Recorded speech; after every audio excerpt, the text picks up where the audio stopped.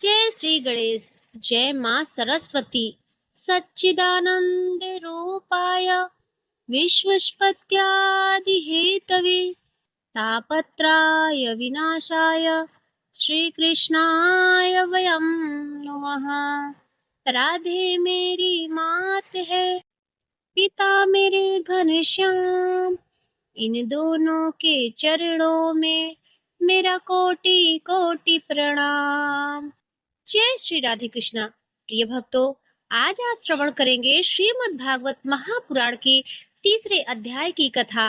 कल के अध्याय में आप लोगों ने भक्ति का दुख दूर करने में नारद जी का उद्योग नामक दूसरा अध्याय सुना था। आज आप भक्ति का दुख दूर करना नामक तीसरा अध्याय श्रवण करेंगे। नारद जी कहते हैं, अब मैं भक्ति, ज्ञान और वैराग्य को स्थापित करने के लिए प्रयत्न पूर्वक श्री सुखदेव जी से कहे हुए भागवत शास्त्र की कथा द्वारा उज्जवल ज्ञान यज्ञ करूंगा। यह यज्ञ मुझे कहाँ करना चाहिए? आप इसके लिए कोई स्थान बता दीजिए। आप लोग वेद के पारगामी हैं, इसीलिए मुझे इस सुख शास्त्र की महिमा सुनाइए। यह भी बताइए कि श्रीमद् भागवत की कथा कितने दिनों में सुनानी चाहिए और उसके सुनने की विधि क्या है? सनकादि बोले, नारद जी आप बड़े विनीत और विवेकी हैं। सुनिए, हम आपको ये सब बातें बताते हैं। हरिद्वार के पास आनंद नाम का एक घाट है। वहाँ अनेकों ऋषि रहते हैं तथा देवता और सिद्ध लोग भी उसका सेवन करते हैं। भांति भांति के वृक्ष और लताओं के कारण वह बड़ा सघन है और वहाँ बड़ी कोमल नवीन बालू बिछी हुई है। वह घाट बड़ा ही सुरम्य और एकांत प्रदेश में है। वहाँ हर समय सुनहरे कमलों की सुगंध आया करती है। उसके आसपास रहने वाले सिंह, हाथी, परस्पर विरोधी जीवों के चित्त में भी बैर भाव नहीं है। वहाँ आप बिना किसी विशेष प्रयत्न के ही ज्ञान यज्ञ आरंभ कर दीजिए। उस स्थान पर कथा में अपूर्व रस का उदय होगा। भक्ति भी अपनी आंखों के सामने निर्बल और जरा जीर्ण अवस्था में पड़े हुए ज्ञान और वैराग्य को साथ लेकर वहां आ जाएगी, क्योंकि जहां भी श्रीमद् भागवत की कथा होती है वहां ये भक्ति आदि अपने आप पहुंच जाते हैं। वहां कानों में कथा के शब्द पड़ने से ये तीनों तरुण हो जाएंगे। सूत जी कहते हैं, इस प्रकार कहकर नारद जी के साथ सनकादि भी श्रीमद् पान करने के लिए वहां से तुरंत गंगा तट पर चले आए। जिस समय पहुंचे भूलोक, देवलोक और ब्रह्मलोक सभी जगह इस कथा का हल्ला हो गया। जो भगवत कथा के रसिक विष्णु भक्त थे वे सभी श्रीमद् भागवत अमृत का पान करने के लिए सबसे आगे दौड़ दौड़ कर आने लगे। भृगु, वशिष्ठ, च्यवन, गौतम, मेधातिथि, देवल, देवरात, परशुराम, विश्वामित्र, शाकल, मार्कंडे, दत्तात्रेय, पिप्पलाद, योगेश्वर, व्यास और पराशर, छायासुख, जाजली और जन्हू आदि सभी प्रधान प्रधान मुनिगण अपने अपने पुत्र, शिष्य और स्त्रियों समेत बड़े प्रेम से वहां आए।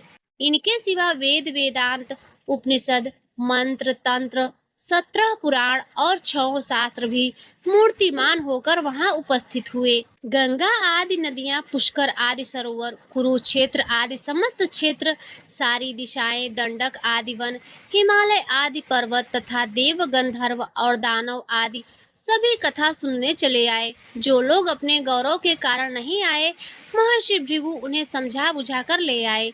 तब कथा सुनाने के लिए दीक्षित होकर श्री कृष्ण परायण सनकादि नारद जी के दिए हुए श्रेष्ठ आसन पर विराजमान हुए।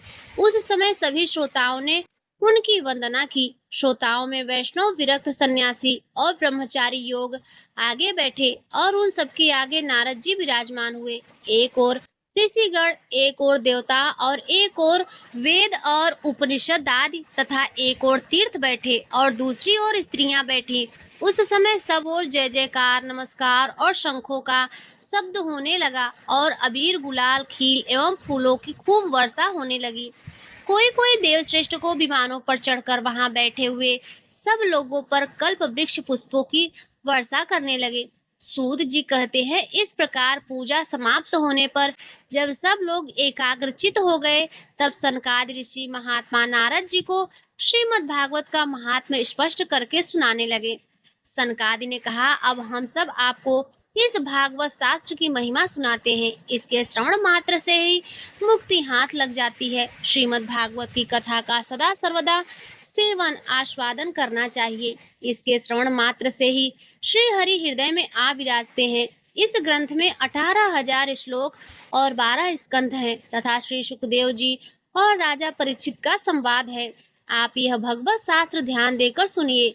यह जीव तभी तक अज्ञानवश इस संसार चक्र में भटकता है जब तक क्षण भर के लिए भी कानों में इस सुख शास्त्र की कथा नहीं पड़ती। बहुत से शास्त्र और पुराण सुनने से क्या लाभ है? इससे तो व्यर्थ का भ्रम बढ़ता है। मुक्ति के देने के लिए तो एकमात्र भागवत शास्त्र ही गरज रहा है। जिस घर में नित्य प्रति श्रीमद् भागवत की कथा होती है वह तीर्थ रूप हो जाता है और जो लोग उसमें रहते हैं उनके सारे पाप नष्ट हो जाते हैं। हजारों अश्वमेघ और सैकड़ों वाजपेयी यज्ञ इस सुख शास्त्र की कथा का 16वां अंश भी नहीं हो सकते। तपोधनों, जब तक लोग अच्छी तरह श्रीमद् भागवत का श्रवण नहीं करते तभी तक उनके शरीर में पाप निवास करते हैं। फल की दृष्टि से इस सुख शास्त्र की कथा का समता गंगा गया, काशी, पुष्कर या प्रयाग कोई तीर्थ भी नहीं कर सकता। यदि आपको परम गति की इच्छा है तो अपने मुख से ही श्रीमद् भागवत के आधे अथवा तिहाई श्लोक का भी नित्य नियम पूर्वक पाठ कीजिए। ओमकार, गायत्री, पुरुष सूक्त, तीनों वेद, श्रीमद् भागवत, ओम नमो भगवते वासुदेवाय, यह द्वादशाक्षर मंत्र 12 मूर्तियों वाले सूर्य भगवान, प्रयाग, संवत्सर, रूप, काल, ब्राह्मण, अग्निहोत्र, गौ, द्वादशी तिथि, तुलसी, वसंत ऋतु और भगवान पुरुषोत्तम, इन सब में बुद्धिमान लोग वस्तुतः कोई अंतर नहीं मानते। जो पुरुष अनरहिस अर्थ सहित श्रीमद् भागवत शास्त्र का पाठ करता है उसके करोड़ों जन्मों के पाप नष्ट हो जाते हैं, इसमें तनिक भी संदेह नहीं है।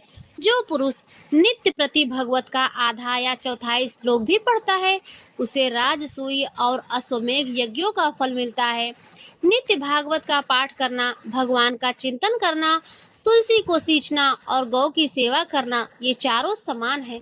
जो पुरुष अंत समय श्रीमद् भागवत का वाक्य सुन लेता है उस पर प्रसन्न होकर भगवान उसे बैकुंठ धाम देते हैं। जो पुरुष इसे सोने के सिंहासन पर रखकर विष्णु भक्त को दान करता है वह अवश्य ही भगवान का राजसूय यज्ञ प्राप्त करता है।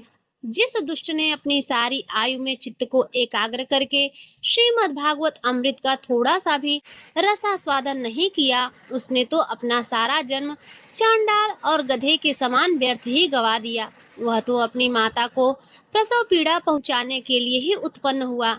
जिसने इस सुख शास्त्र के थोड़े से भी वचन नहीं सुने वह पापात्मा तो जीता हुआ मुर्दे के समान है। पृथ्वी के भार स्वरूप उस पशु तुल्य मनुष्य को धिक्कार है। यों स्वर्ग लोक में देवताओं में प्रधान इंद्रादि कहा करते हैं। संसार में श्रीमद् भागवत की कथा का मिलना अवश्य ही कठिन है। जब करोड़ों जन्मों का पुण्य होता है तभी इसकी प्राप्ति होती है। नारद जी, आप बड़े ही बुद्धिमान और योग निधि हैं। आप प्रेम पूर्वक कथा का श्रवण कीजिए। इसे सुनने के लिए दिनों का कोई नियम नहीं है, इसे तो सर्वदा ही सुनना अच्छा होता है। इसे सत्य भाषण और ब्रह्मचर्य पालन पूर्वक सर्वदा ही सुनना श्रेष्ठ माना गया है, किंतु कलयुग में ऐसा होना कठिन है। इसीलिए इसकी सुखदेव जी जो विशेष विधि बताई है वह जान लेनी चाहिए। कलयुग में बहुत दिनों तक विष की वृत्तियों को वश में रखना, नियमों में बंधे रहना और किसी पुण्य कार्य के लिए दीक्षित रहना कठिन है। इसीलिए सप्ताह श्रवण की विधि है। श्रद्धा पूर्वक कभी भी श्रवण करने से अथवा माघ मास में श्रवण करने से जो फल होता है वही फल श्री सुखदेव जी ने सप्ताह श्रवण में निर्धारित किया है। मन के असंयम, रोगों की बहुलता और आयु की अल्पता के कारण तथा कलयुग में अनेकों दोषों की संभावना से ही सप्ताह श्रवण का विधान किया गया है।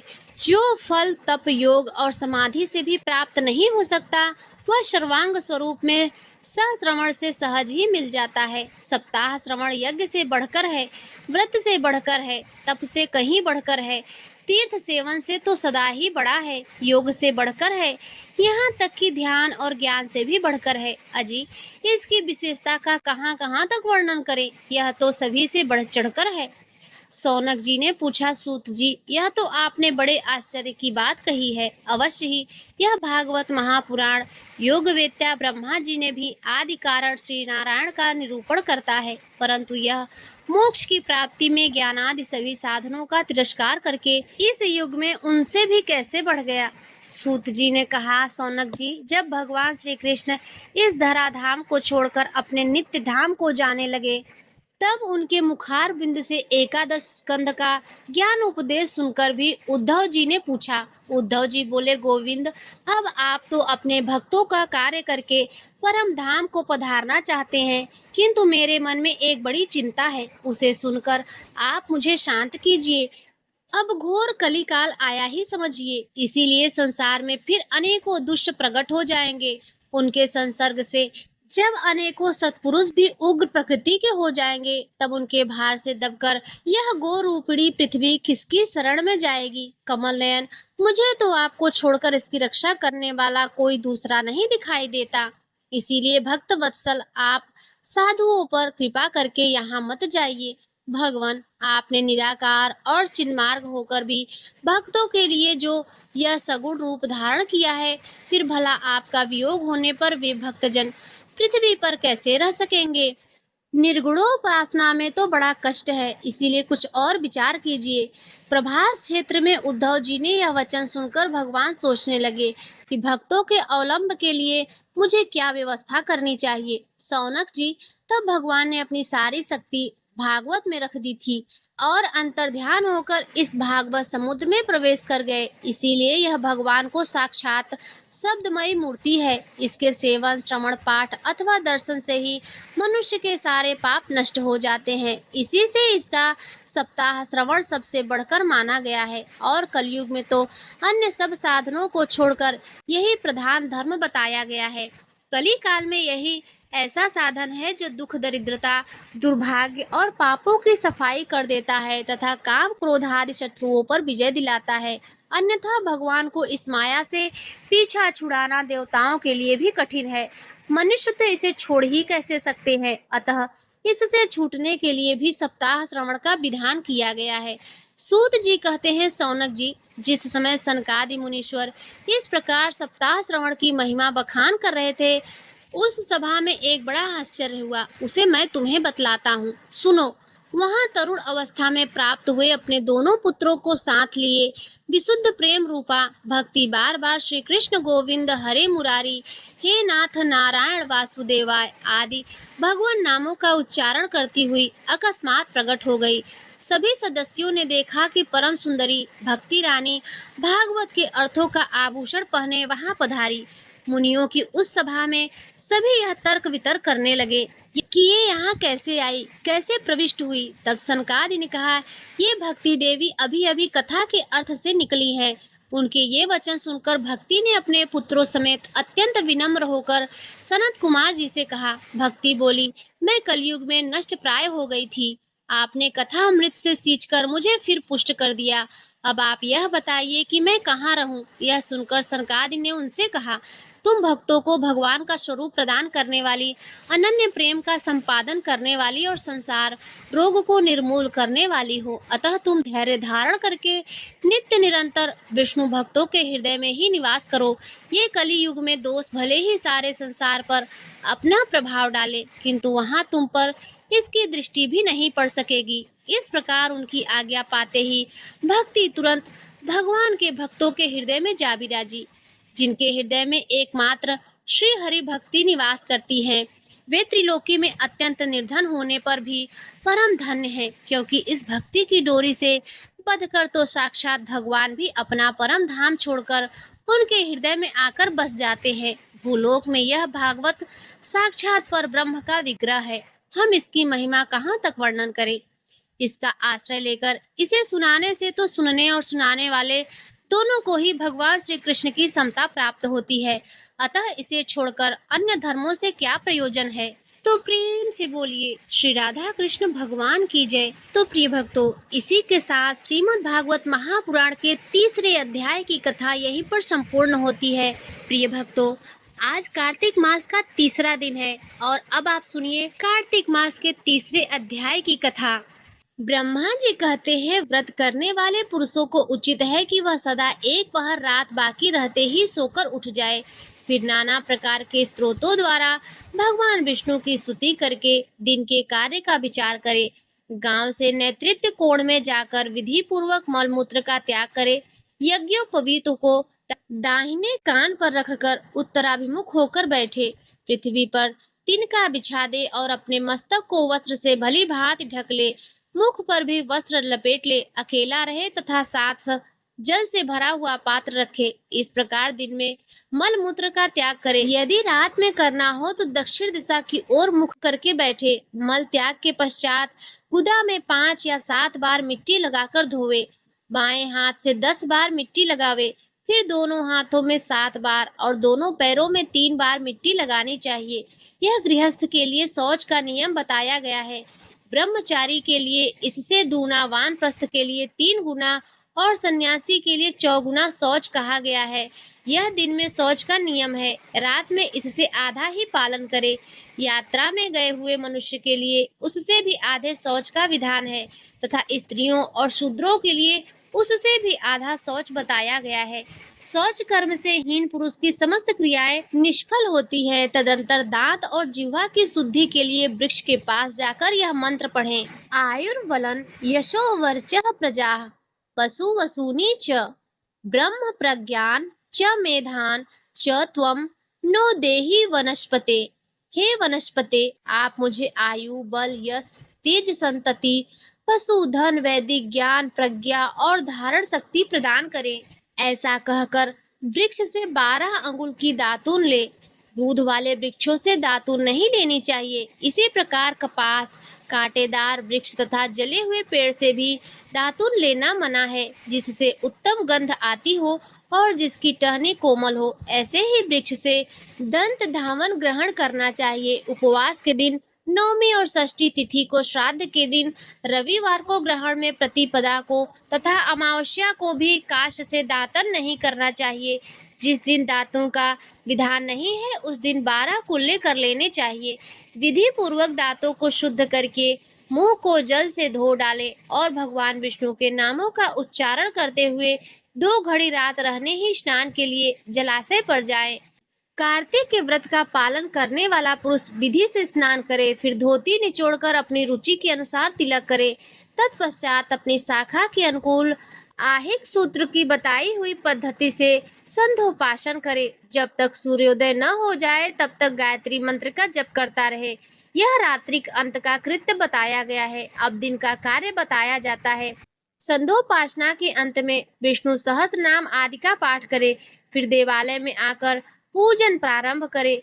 भगवत संबंधी पदों के गान, कीर्तन और नृत्य आदि कार्यों में दिन का प्रहर व्यतीत करे। तत्पश्चात आधा पहर तक भली भांति पुराण कथा का श्रवण करे। उसके बाद पुराण बाँचने वाले विद्वान की और तुलसी की पूजा करके मध्याह्न कर्म के करने के पश्चात दाल के सिवा शेष अन्न का भोजन करे।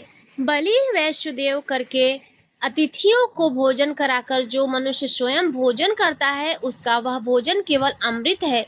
मुख शुद्धि के लिए तीर्थ जल, भगवत चरणामृत से तुलसी भक्षण करे, फिर शेष दिन सांसारिक व्यवहार में व्यतीत करे। सायं काल में पुनः भगवान विष्णु के मंदिर में जाए और संध्या करके शक्ति के अनुसार दीपदान करे। भगवान विष्णु को प्रणाम करके उनकी आरती उतारे और स्तोत्र पाठ आदि करते हुए प्रथम पहर में जागरण करे। प्रथम पहर बीत जाने पर शयन करे। ब्रह्मचर्य व्रत का पालन करे। इस प्रकार 1 मास तक प्रतिदिन शास्त्रोक्त विधि का पालन करे। जो कार्तिक मास में उत्तम व्रत का पालन करता है वह सब पापों से मुक्त हो भगवान विष्णु के सालोक्य को प्राप्त होता है। कार्तिक मास आने पर निषिद्ध वस्तुओं का त्याग करना चाहिए। तेल लगाना, परान्न भोजन करना, तेल खाना जिसमें बहुत से बीज हों, ऐसे फलों का सेवन तथा चावल, दाल ये सभी कार्तिक मास में त्याज्य है। लौकी, गाजर, बैगन, वन भंटा, उटकंटारा, बांसी, अन्न, भैंसींड बसूर, दोबारा भोजन, मदिरा, पराया अन्न, कांसी के पात्र में भोजन, छत्राक, काजी, दुर्गंधित पदार्थ, समुदाय संस्था आदि का अन्न, वेश्या का अन्न, ग्राम पुरोहित और शूद्र का अन्न और सूत का अन्न ये सभी त्याग देने वाले हैं। श्राद्ध का अन्न, रजस्वला का दिया हुआ अन्न, जनाना शौक का अन्न और लसोड़े का फल, इन्हें कार्तिक व्रत का पालन करने वाला पुरुष अवश्य त्याग दे। निषिद्ध पत्तलों में भोजन न करे। महुआ, केला, जामुन और पकड़ी, इनके पत्तों में भोजन नहीं करना चाहिए। कमल के पत्तों पर कदापि भोजन न करे। कार्तिक मास आने पर जो वनवासी मुनियों के अनुसार नियमित भोजन करता है, वह चक्रपाणि भगवान विष्णु के परम धाम को जाता है। कार्तिक में प्रातः काल स्नान करके भगवान की पूजा करनी चाहिए। उस समय कथा श्रवण उत्तम माना गया है। कार्तिक में केला और आंवले के फल का दान करें और शीत से कष्ट पाने वाले ब्राह्मण को कपड़ा दे। जो कार्तिक में भक्ति पूर्वक भगवान विष्णु को तुलसी दल समर्पित करता है, वह संसार से मुक्त हो भगवान विष्णु के परम पद को प्राप्त होता है। श्री हरि के परम प्रिय कार्तिक मास में जो नित्य गीता का पाठ करता है, उसके पुण्य फल का वर्णन सैकड़ों वर्षों में भी नहीं किया जा सकता। जो श्रीमद् भागवत का श्रवण करता है, वह सब पापों से मुक्त हो परम शांति को प्राप्त होता है। जो कार्तिक की एकादशी को निराहार रहकर व्रत करता है, वह निसंदेह पूर्व जन्म के पापों से मुक्त हो जाता है। जो कार्तिक में भगवान विष्णु की प्रसन्नता के लिए दूसरे के अन्न का त्याग करता है, वह भगवान विष्णु के प्रेम को भली भांति प्राप्त करता है। जो राह चलकर थके मादे और भोजन के समय पर घर पर आए हुए अतिथि का भक्ति पूर्वक भोजन करता है, वह सहस्त्रों जन्मों के पाप का नाश कर डालता है। जो मूढ़ मानव वैष्णव महात्माओं की निंदा करते हैं, वे अपने पितरों के साथ महारौरव नरक में गिरते हैं। जो भगवान की और भगवतों की निंदा सुनते हैं, वे भी वहां से दूर नहीं हट जाता, वह भगवान का प्रिय भक्त नहीं है। जो कार्तिक मास में भगवान विष्णु की परिक्रमा करता है, उसे पग पग पर अश्वमेघ यज्ञ का फल प्राप्त होता है।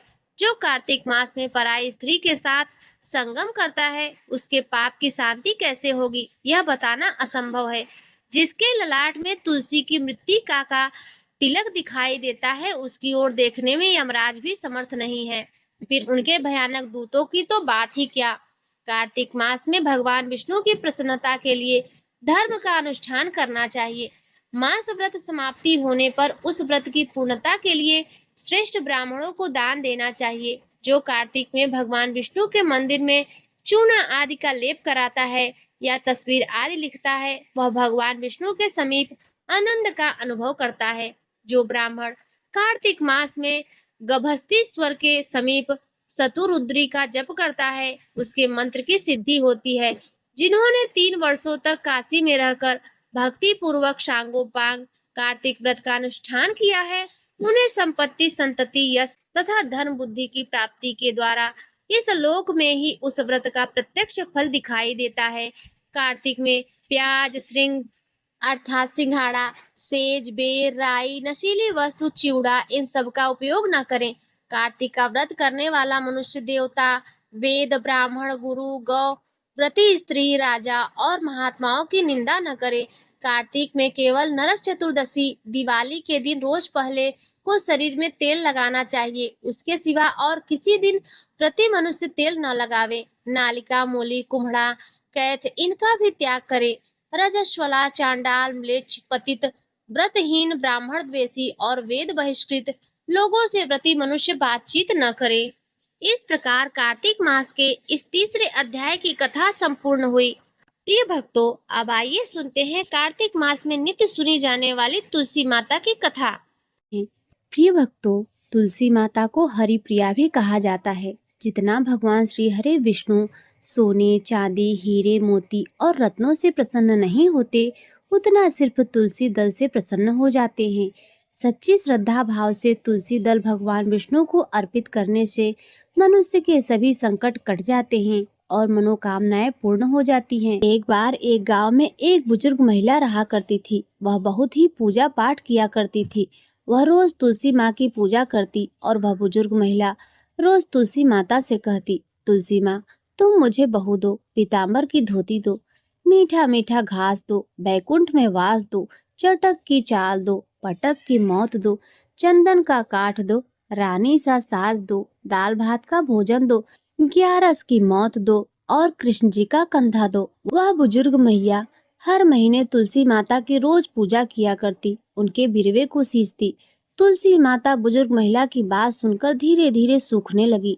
प्रिय भक्तों, तभी भगवान श्री कृष्ण जी ने देखा कि तुलसी माता सूख रही हैं, और तभी एक दिन भगवान श्री कृष्ण तुलसी माता जी के पास प्रकट हुए और भगवान श्री कृष्ण जी ने तुलसी माता से पूछा, हे तुलसी, तुम क्यों सूख रही हो? सभी महिलाएं तुम्हारी पूजा करती हैं और तुमको रोज सींचती हैं, लेकिन फिर भी तुम सूखती जा रही हो, इसका क्या कारण है? जिसके बाद तुलसी माता ने भगवान श्री कृष्ण से कहा, हे प्रभु, एक बुजुर्ग महिला मेरे पास रोज आती है और रोज एक ही बात बोलती है, हे तुलसी माता सबकी दाता, मैं तेरा बिरवा सींचती हूँ, तू मुझे बहू दे, पीताम्बर की धोती दे, मीठा मीठा घास दे, बैकुंठ में वास दे, चटक की चाल दे, पटक की मौत दे, चंदन सा काठ दे, रानी सा सास दे, दाल भात का भोजन दे, ग्यारस की मौत दे और श्री कृष्ण जी का कंधा दे। मैं उस बुजुर्ग महिला की सारी मनोकामनाएं पूरी कर सकती हूँ प्रभु, किंतु एक मनोकामना मैं पूरी नहीं कर सकती। मैं श्री कृष्ण जी का कंधा कहाँ से दूंगी प्रभु? भगवान श्री कृष्ण जी तुलसी माता की बात को सुनकर जोर जोर से हंसने लगे और फिर भगवान श्री कृष्ण जी ने तुलसी माता से कहा, तुम चिंता मत करो, जब उस बुजुर्ग महिला की मृत्यु होगी तब मौके पर मैं वहां पहुंचकर कंधा दे दूंगा।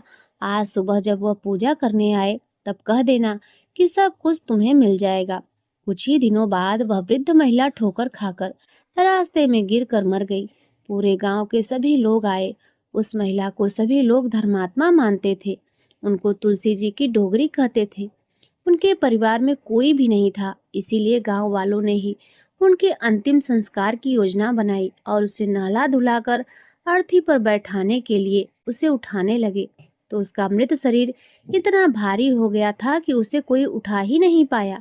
यह देखकर वहां के सभी लोग तरह तरह की बातें करने लगे और कहने लगे, यह इतना पूजा पाठ करती थी कि हर समय माला फेरती थी, इसीलिए यह इतना भारी हो गई है। वहीं पूरे गांव में चर्चा होने लगी कि डोगरी माई कोई भक्त नहीं थी, यह छल कपट करती थी। हम जिसे धर्मात्मा समझते थे वह पापी है, जो कि किसी से भी नहीं उठ पा रही है। यही इसके कर्मों की सजा है। इधर भगवान ने सोचा, मेरे भक्त की निंदा हो रही है, इसीलिए भगवान ने बूढ़े आदमी का भेष धारण करके वहां पर आए और वहां पर एकत्रित लोगों से पूछने लगे कि यहाँ पर इतनी भीड़ क्यों लगी है। लोग कहने लगे कि यह डोगरी माई मर गई है और पापिन इतनी थी कि किसी से उठ ही नहीं रही है। सब लोग उठा उठा कर थक गए हैं। तब ब्राह्मण ने कहा, मुझे एक बार डोगरी के कानों में कुछ कहने दो, फिर देखो कैसे नहीं उठती। तो सभी लोगों ने कहा, आप भी प्रयास करके देख लीजिए।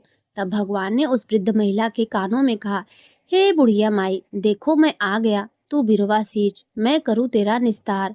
हे बुढ़िया माई, बहू ले, पोती ले, पोता ले, लड्डू ले, पीताम्बर ले, धोती ले, गहना ले, घी का घड़ा ले, मीठा मीठा खीर ले, पूरी ले, दाल भात का भोजन ले, धन दौलत ले, बेटा ले, पोता ले, काम ले, तुलसी जी का पत्ता मुंह में, गंगा जल जी के साथ ले, चंदन का काठ ले, कृष्ण जी का कंधा ले। इतना सुनते ही वह बुढ़िया माई हल्की हो गई। भगवान बोले, आओ और इनको उठाओ। भगवान ने हाथ लगाया और डोगरी बुढ़िया माई उठ गई। सबको बड़ा ही आश्चर्य हुआ। उसे खूब धूमधाम से ले जाया गया। भगवान उसे अपने कंधे पर ले गए। पूरे गांव में इसकी चर्चा होने लगी, जिससे उसको मुक्ति मिल गई और वह बैकुंठ में चली गई। सभी लोग देखते रह गए।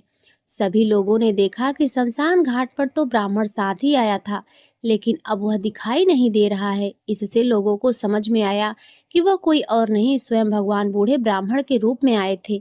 तो प्रेम से बोलिए, राधा कृष्ण भगवान की जय, तुलसी सालिक राम भगवान की जय। प्रिय भक्तों, अब आइए तुलसी माता की एक और कथा सुनते हैं। एक कुटुंब में ननद तथा भाभी साथ साथ रहती थी। ननद का विवाह अभी नहीं हुआ था। वह तुलसी के पौधे की खूब सेवा करती थी, लेकिन उसकी भाभी को यह सब बिल्कुल भी पसंद नहीं था। जब कभी उसकी भाभी को अत्यधिक क्रोध आता तब वह उसे ताना देते हुए कहती, जब तुम्हारा विवाह होगा तो मैं तुलसी ही बारातियों को खाने को दूंगी, तुम्हारे दहेज में भी तुलसी दूंगी। कुछ समय बीत जाने पर ननद का विवाह पक्का हुआ। विवाह के दिन भाभी ने अपने कहे अनुसार बारातियों के सामने तुलसी का गमला फोड़ दिया और खाने के लिए कहा। तुलसी जी की कृपा से वह फूटा हुआ गमला अनेकों स्वादिष्ट पकवानों में बदल गया। भाभी ने गहनों के नाम पर तुलसी की मंजरी से बने हुए गहने उसे पहना दिए और वह सुंदर सोने जड़ाऊ में बदल गई। भाभी ने वस्त्रों के स्थान पर तुलसी का जनेऊ रख दिया और वह रेशमी तथा सुंदर वस्त्रों में बदल गए। ननद की ससुराल में उसके दहेज की बहुत प्रशंसा की गई। यह बात भाभी के कानों तक भी पहुंची तो उसे बड़ा ही आश्चर्य हुआ। उसे अब तुलसी माता की पूजा का महत्व समझ में आया। भाभी की एक लड़की थी, वह अपने लड़की से कहने लगी, तुम भी तुलसी की सेवा करो, तुम्हें भी बुआ की तरह फल मिलेगा। प्रिय भक्तों, वह जबरदस्ती अपनी बेटी से सेवा करने को कहती, लेकिन लड़की का मन तुलसी सेवा में नहीं लगता था। लड़के के बड़े होने पर उसके विवाह का समय आया। तब भाभी सोचती है कि जैसा व्यवहार मैंने अपनी ननद के साथ किया था, वैसा ही मैं अपनी लड़की के साथ भी करती हूँ, तो यह भी गहनों से लद जाएगी और बारातियों को खाने में पकवान मिलेंगे। ससुराल में इसे भी बहुत इज्जत मिलेगी। यह सोचकर वह बारातियों के सामने तुलसी का गमला फोड़ देती है, लेकिन इस बार गमले की मिट्टी मिट्टी ही रही, मंजरी तथा पत्ते भी अपने रूप में ही रहे, जनेऊ भी अपना रूप नहीं बदला। सभी लोग तथा बारातियों द्वारा भाभी की बुराई की जाती है। लड़की के ससुराल वाले भी लड़की की बुराई करते हैं। भाभी कभी ननद को अपने घर नहीं बुलाती थी, तो एक दिन भाई ने सोचा मैं बहन से मिलकर आता हूँ। उसने अपनी पत्नी से कहा कि कुछ उपहार बहन के पास ले जाने की बात कही। भाभी ने थैले में ज्वार भरकर दे दिया और कहा यही लेकर जाओ। बड़े दुखी मन से भाई अपनी बहन के घर चल दिया। वह सोचता रहा कि कोई भाई अपनी बहन के घर ज्वार कैसे ले जा सकता है। यह सोचकर वह एक गौशाला के पास रुका और ज्वार का थैला गाय के सामने पलट दिया। तभी गौपालक ने कहा, आप गाय के सामने हीरे मोती क्यों डाल रहे हैं? यह देखकर भाई को बड़ा ही आश्चर्य हुआ। उसने सभी हीरे मोती तथा सोना वापस अपने थैले में रख लिए। भाई ने सारी बात अपनी बहन को बताई और बड़ी खुशी खुशी उसने सारे हीरे मोती और जवाहरात अपनी बहन को दे दिए। दोनों भाई बहन एक दूसरे को देखकर अत्यंत ही प्रसन्न हुए। हे तुलसी माँ, जैसी कृपा आपने ननद पर की, ऐसी ही कृपा सभी पर करना। बोलिए श्री तुलसी शालिग्राम भगवान की जय। बोलिए श्री लक्ष्मी नारायण भगवान की जय। प्रिय भक्तों, अब आइए तुलसी माता की एक और दुर्लभ कथा सुनते हैं। एक बार देवर्षि नारद के मन में आया कि भगवान के पास तो बहुत महल है, एक आध हमको भी दे दे तो यहीं आराम से टिक जाएंगे, नहीं तो इधर उधर घूमते रहना पड़ता है। भगवान के द्वारका में बहुत महल थे। नारद जी ने भगवान से कहा, भगवान आपके पास तो बहुत महल है, एक हमको भी दे दो तो हम भी आराम से रहें। आपके यहाँ खाने पीने का इंतजाम भी अच्छा है। भगवान ने सोचा यह मेरा भक्त है, विरक्त सन्यासी है, अगर यहीं कहीं राजसी ठाट बाट में रहने लगा तो थोड़े ही दिन में इनकी सारी विरक्ति भक्ति निकल जाएगी। अगर हम सीधा न कहेंगे तो यह बुरा मान जाएंगे, लड़ाई झगड़ा करेंगे। इतने महल है और एक महल नहीं दे रहे हैं। भगवान ने चतुराई से काम लिया। नारद जी ने कहा, जाकर देख ले, जिस मकान में जगह खाली मिले वहीं आप रह लीजिए।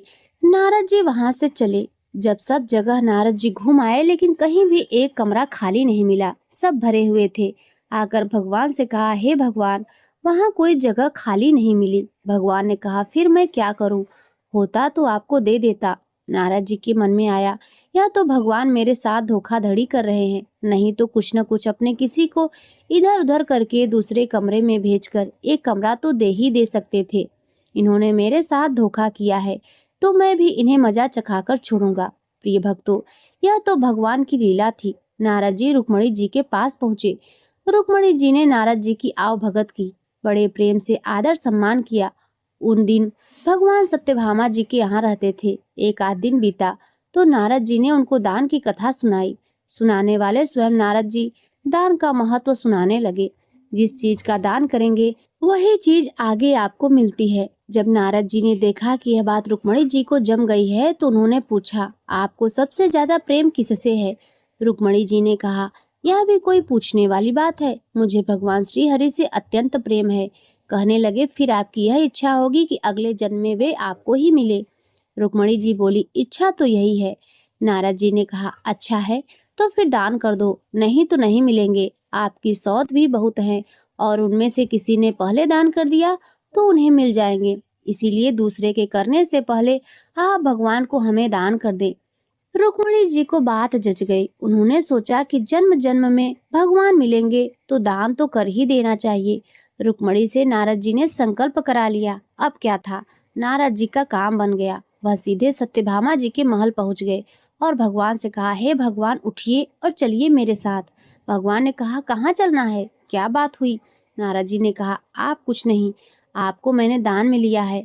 आपने एक कोठरी भी मुझे नहीं दी, तो मैं आपको ही सन्यासी बनाकर पेड़ के नीचे सुलाऊंगा।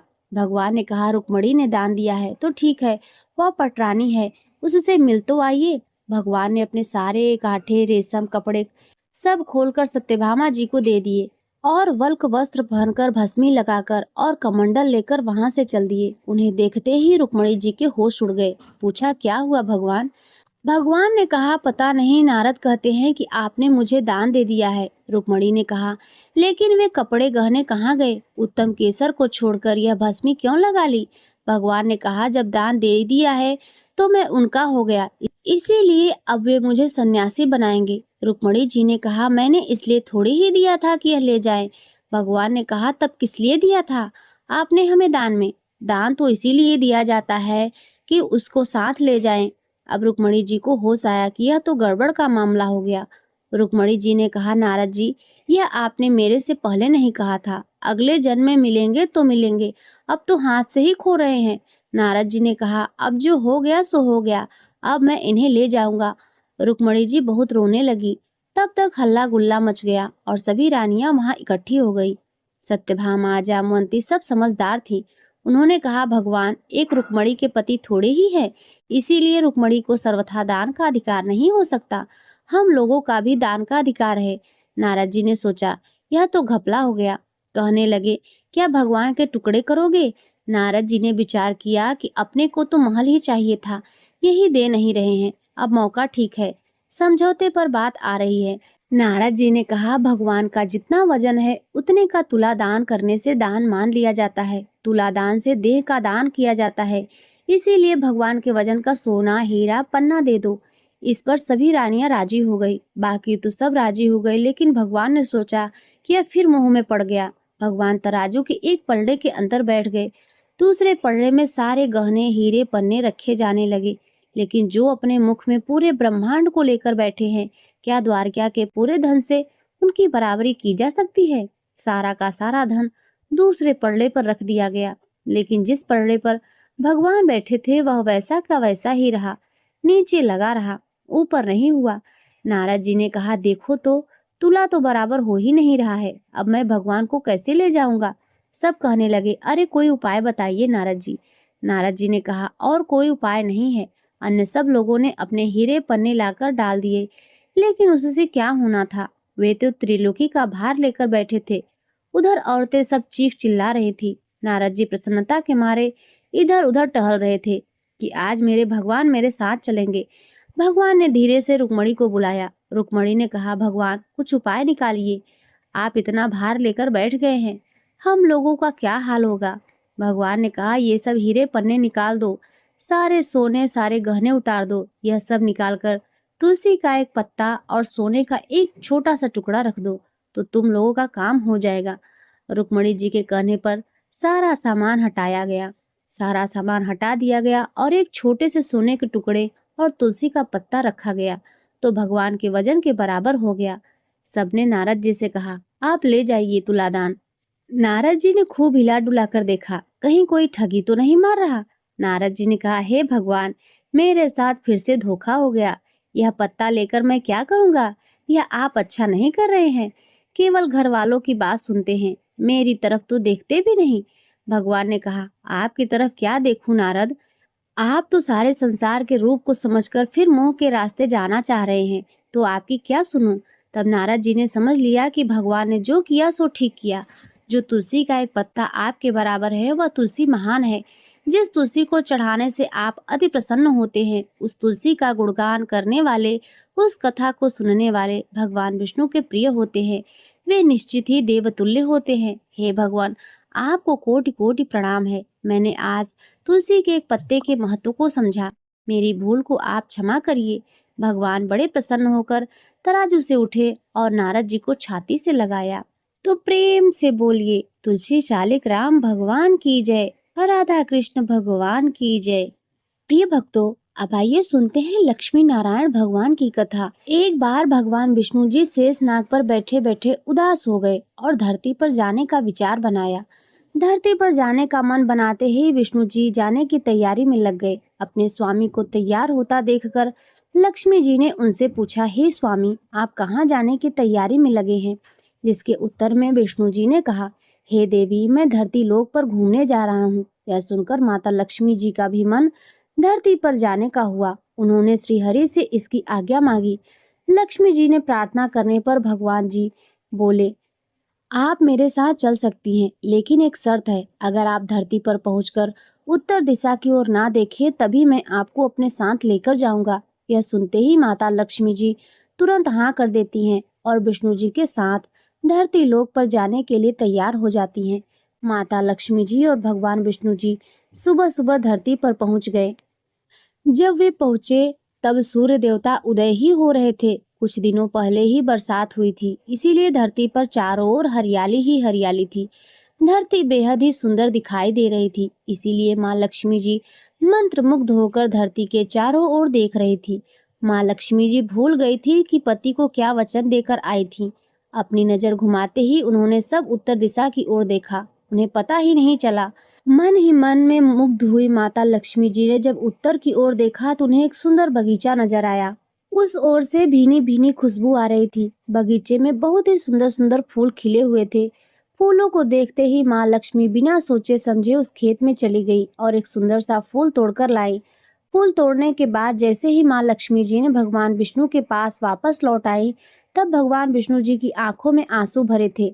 माँ लक्ष्मी जी के हाथ में फूल देखकर विष्णु जी बोले, कभी भी किसी से बिना पूछे उसका कुछ भी नहीं लेना चाहिए। और साथ ही माँ लक्ष्मी जी को विष्णु जी को दिया हुआ वचन भी याद दिलाया। माँ लक्ष्मी जी को जब अपनी भूल का आभास हुआ तो उन्होंने भगवान के सामने इस भूल की क्षमा मांगी।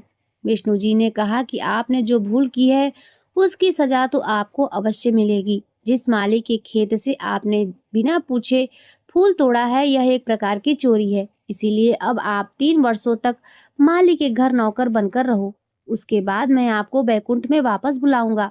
भगवान विष्णु जी का आदेश मानकर माता लक्ष्मी जी चुपचाप सर झुकाकर मान स्वीकार किया। जिसके बाद माँ लक्ष्मी जी ने एक गरीब औरत का रूप धारण किया और उस खेत के मालिक के घर गई। माधव नाम के उस मालिक का एक झोपड़ा था, जहाँ माधव पत्नी को, दोनों बेटों और 3 बेटियों के साथ रहता था। माता लक्ष्मी जी एक साधारण औरत बनकर माधव के झोपड़े पर पधारी तो माधव ने पूछा कि बहन, आप कौन हैं? तब माँ लक्ष्मी ने कहा कि मैं एक गरीब औरत हूँ। मेरी देखभाल करने वाला कोई नहीं है। मैं कई दिनों से खाना भी नहीं खाई हूँ। मुझे कोई काम दे दो।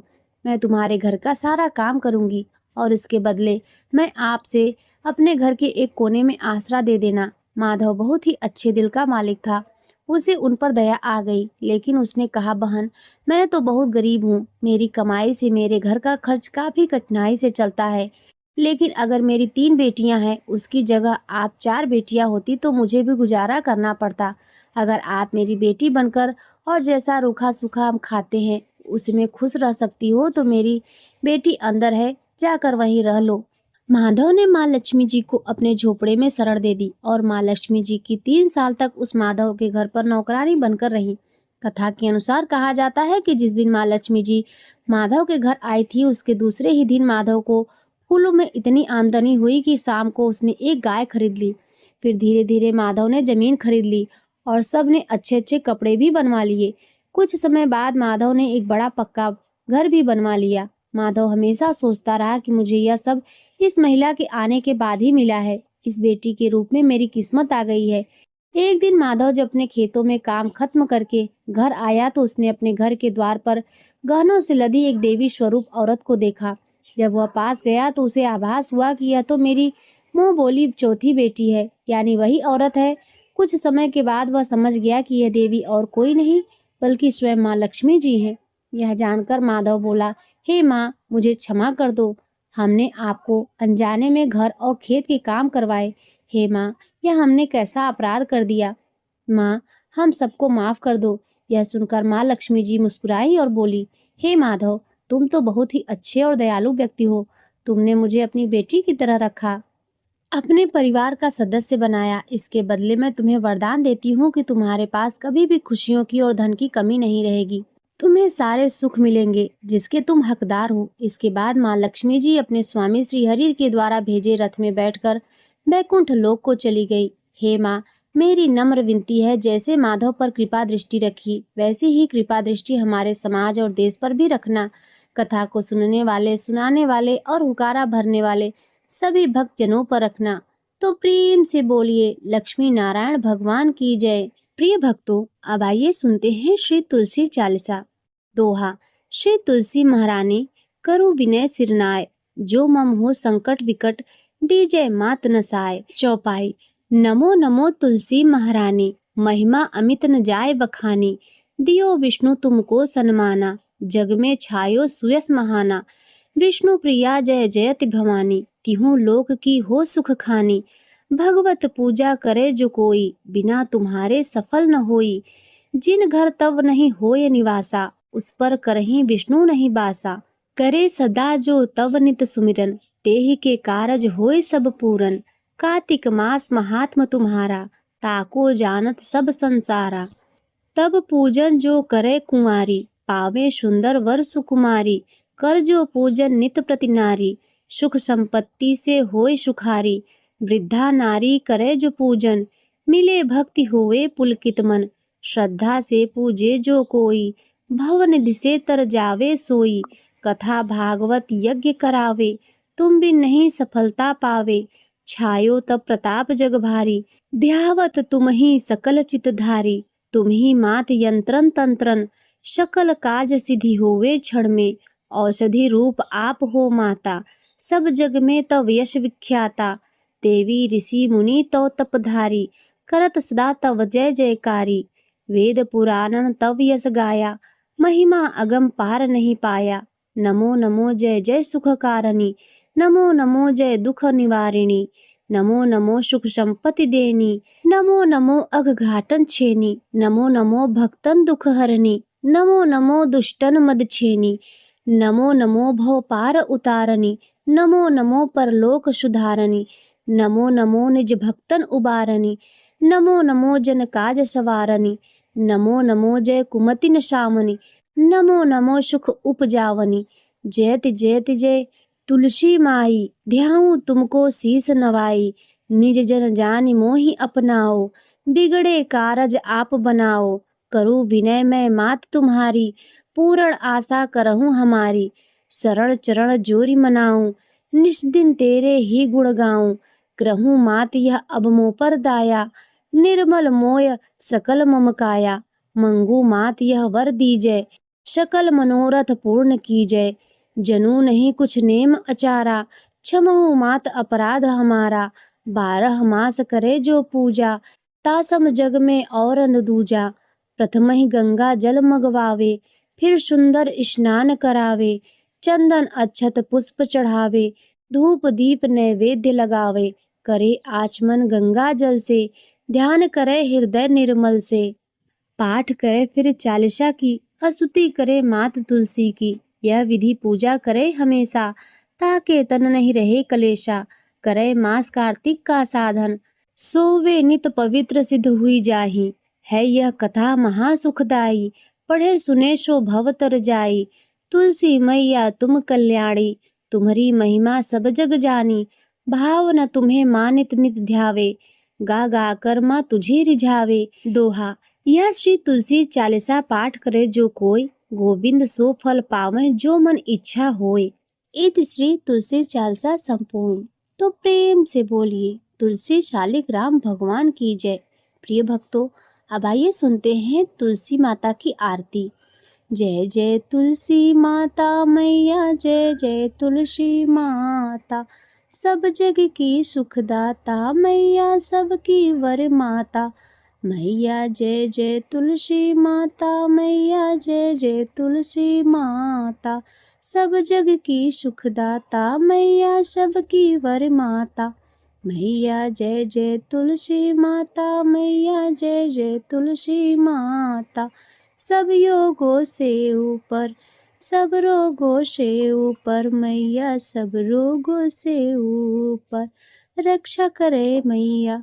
मैया सबकी रक्षा करे, सबकी भव बाधा मैया। जय जय तुलसी माता, जय जय तुलसी माता मैया। जय जय तुलसी माता, सबकी वर माता मैया। जय जय तुलसी माता।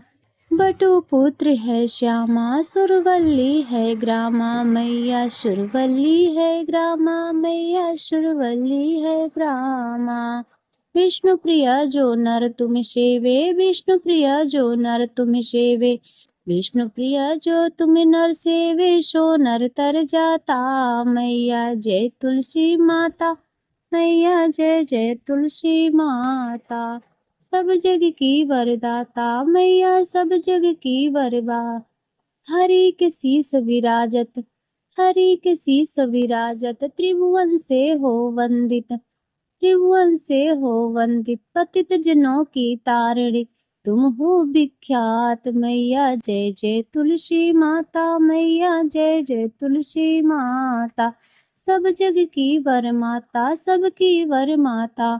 लेकर जन्म विजन में आई, दिव्य भवन में मैया आई। दिव्य भवन में मैया आई, दिव्य भवन में मैया आई। मानो लोक तुम्ही से, मानो लोक तुम्ही से। सुख संपत्ति पाता मैया। जय जय तुलसी माता, जय जय तुलसी माता मैया। जय जय तुलसी माता। हरि को तुम अति प्यारी मैया, हरि को तुम अति प्यारी। श्याम वरण तुम्हारी मैया, श्याम वरण है तुम्हारी। प्रेम अजब है उनका मैया, प्रेम अजब है उनका। तुमसे कैसा नाता मैया, तुमसे कैसा नाता। जय जय तुलसी माता मैया, जय जय तुलसी माता। सब जग की वर माता मैया, सब जग की वर माता। जय जय तुलसी माता मैया, जय जय तुलसी माता।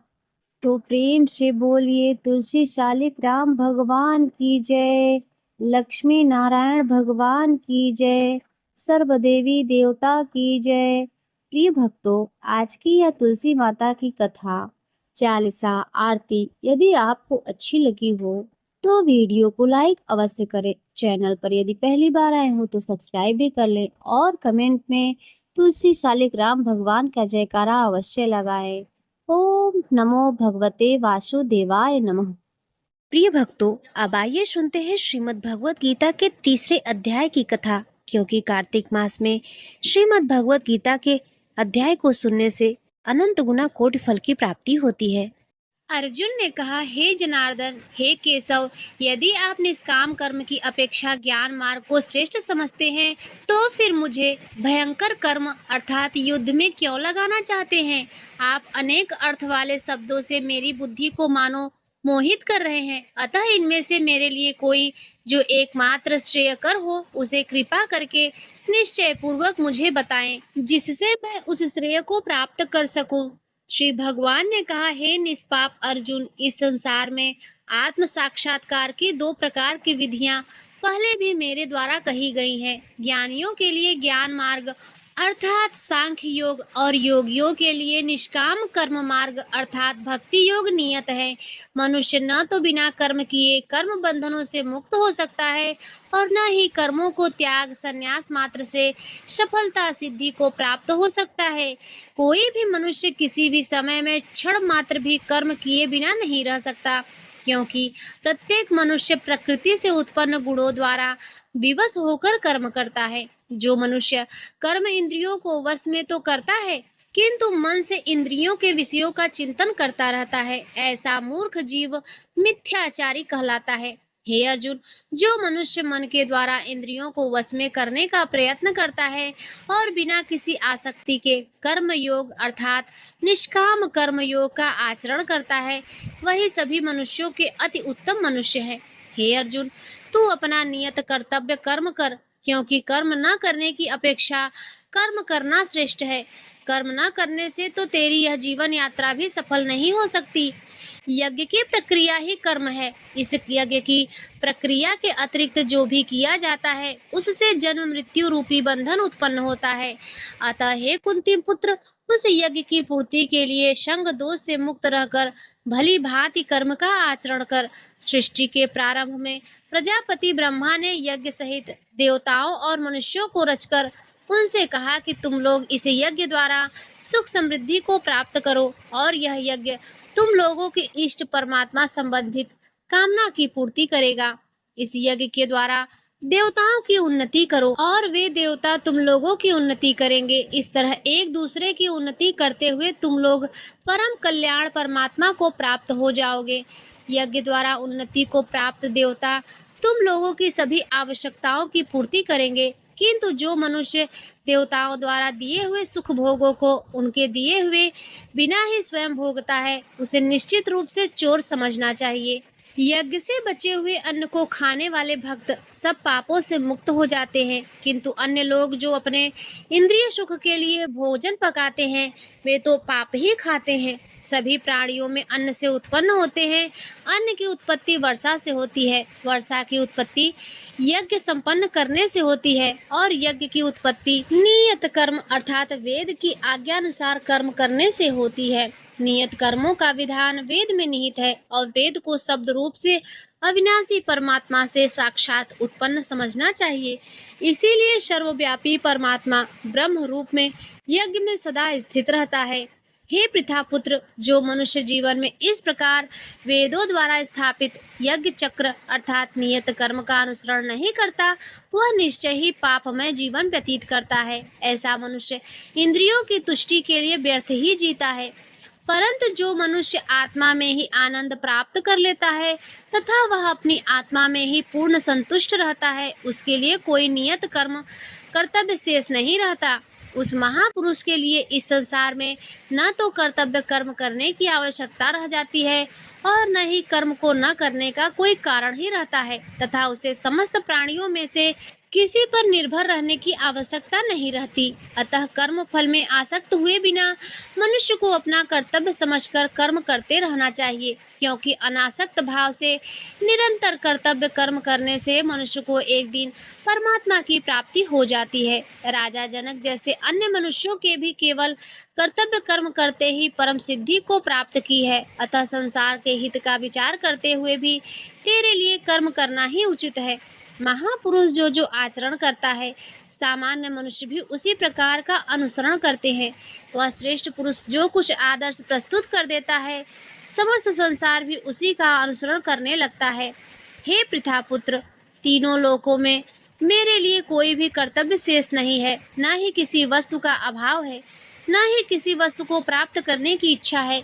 फिर भी मैं कर्तव्य समझकर कर्म करने में लगा रहता हूँ। हे पार्थ, यदि मैं नियत कर्मों को सावधानी पूर्वक न करूं, तो यह निश्चित है कि सभी मनुष्य मेरे ही मार्ग का अनुगमन करेंगे। इसीलिए यदि मैं कर्तव्य समझकर कर्म न करूं, तो ये सभी लोग भ्रष्ट हो जाएंगे। तब मैं अवांछित सृष्टि की उत्पत्ति का कारण हो जाऊंगा और इस प्रकार समस्त प्राणियों को नष्ट करने वाला बन जाऊंगा। हे भरतवंशी, जिस प्रकार अज्ञानी मनुष्य फल की इच्छा से कार्य करते हैं, उसी प्रकार विद्वान मनुष्य को फल की इच्छा के बिना संसार के कल्याण के लिए कार्य करना चाहिए। विद्वान महापुरुष को चाहिए कि वह फल की इच्छा वाले अर्थात सकाम कर्मी अज्ञानी मनुष्यों को कर्म करने से रोके नहीं, जिससे उनकी बुद्धि भ्रमित न हो, बल्कि स्वयं कर्तव्य कर्म को भली प्रकार से करता हुआ उनसे भी भली भांति कराते रहना चाहिए। जन्म से लेकर मृत्यु तक के सभी कर्म प्रकृति के गुणों के द्वारा संपन्न किए जाते हैं। अहंकार के प्रभाव से मोहग्रस्त होकर अज्ञानी मनुष्य स्वयं को कर्ता मानने लगता है, परंतु हे महाबाहु, परम तत्व को जानने वाला महापुरुष इंद्रियों को और इंद्रियों की क्रियाशीलता को प्रकृति के गुणों के द्वारा करता हुआ मानकर कभी उनमें आसक्त नहीं होता। माया के प्रभाव से मोहग्रस्त हुए मनुष्य सांसारिक कर्मों के प्रति आसक्त होकर कर्म में लग जाते हैं। अतः पूर्ण ज्ञानी मनुष्य को चाहिए कि वह उन मंद बुद्धि अर्थात सकाम कर्मी वाले को विचलित न करे। अतः हे अर्जुन, आपने सभी प्रकार के कर्तव्य कर्मों को मुझ में समर्पित करके पूर्ण आत्मज्ञान से युक्त होकर आशा, ममता और संताप का पूर्ण रूप से त्याग करके युद्ध कर जो मनुष्य मेरे इन आदेशों का ईर्ष्या रहित होकर श्रद्धा पूर्वक अपना कर्तव्य समझकर नियमित रूप से पालन करते हैं, वे सभी कर्म फलों के बंधन से मुक्त हो जाते हैं। परंतु जो मनुष्य ईर्ष्यावश इन आदेशों का नियमित रूप से पालन नहीं करते हैं, उन्हें सभी प्रकार के ज्ञान में पूर्ण रूप से भ्रमित और सब ओर से नष्ट भ्रष्ट हुआ समझना चाहिए। सभी मनुष्य प्रकृति के गुणों के अधीन होकर ही कार्य करते हैं। यद्यपि तत्वदर्शी ज्ञानी भी प्रकृति के गुणों के अनुसार ही कार्य करता दिखाई देता है, तो फिर इसमें कोई किसी का निराकरण क्या कर सकता है।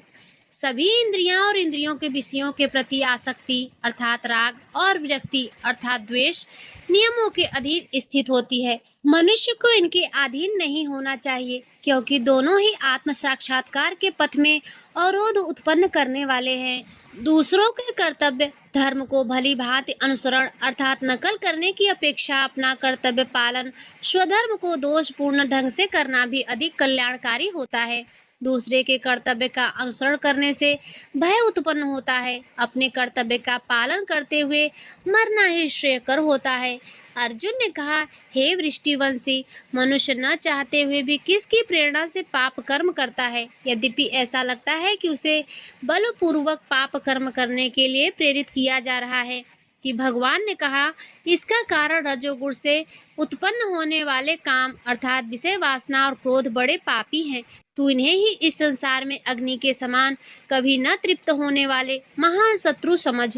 जिस प्रकार धुएं से अग्नि और धूल से दर्पक ढक जाता है तथा जिस प्रकार गर्भाशय से गर्भ ढका रहता है, उसी प्रकार कामनाओं से ज्ञान ढका रहता है। हे कुंती पुत्र, इस प्रकार शुद्ध चेतन स्वरूप जीवात्मा का ज्ञान कामना रूपी नित्य शत्रु द्वारा ढका रहता है, जो कभी भी तुष्ट न होने वाली अग्नि की तरह जलता रहता है। इंद्रिया, मन और बुद्धि कामनाओं के निवास स्थान होते हैं। इनके द्वारा कामनाएं ज्ञान को आच्छादित करके जीवात्मा को मोहग्रस्त कर देती हैं। अतः हे भरतवंशियों में श्रेष्ठ, तू प्रारब्ध में ही इंद्रियों को वश में करके और आत्मज्ञान और आत्म साक्षात्कार में बाधा उत्पन्न करने वाली इन महान पापी कामनाओं का ही बलपूर्वक समाप्त कर। हे अर्जुन, इस जड़ पदार्थ शरीर की अपेक्षा इंद्रियां श्रेष्ठ है, इंद्रियों की अपेक्षा मन श्रेष्ठ है, मन की अपेक्षा बुद्धि श्रेष्ठ है, और जो बुद्धि से भी श्रेष्ठ है तो वही सर्वश्रेष्ठ शुद्ध स्वरूप आत्मा है। इस प्रकार के महाबाहु अर्जुन, स्वयं को मन और बुद्धि से श्रेष्ठ आत्मा रूप समझकर बुद्धि के द्वारा मन को स्थिर करके तू कामनाओं रूपी दुर्जय शत्रुओं को मार। इस प्रकार उपनिषद, ब्रह्म विद्या तथा योग शास्त्र रूप श्रीमद् भगवत गीता के श्री कृष्ण अर्जुन संवाद में कर्म योग नामक तीसरा अध्याय संपूर्ण हुआ।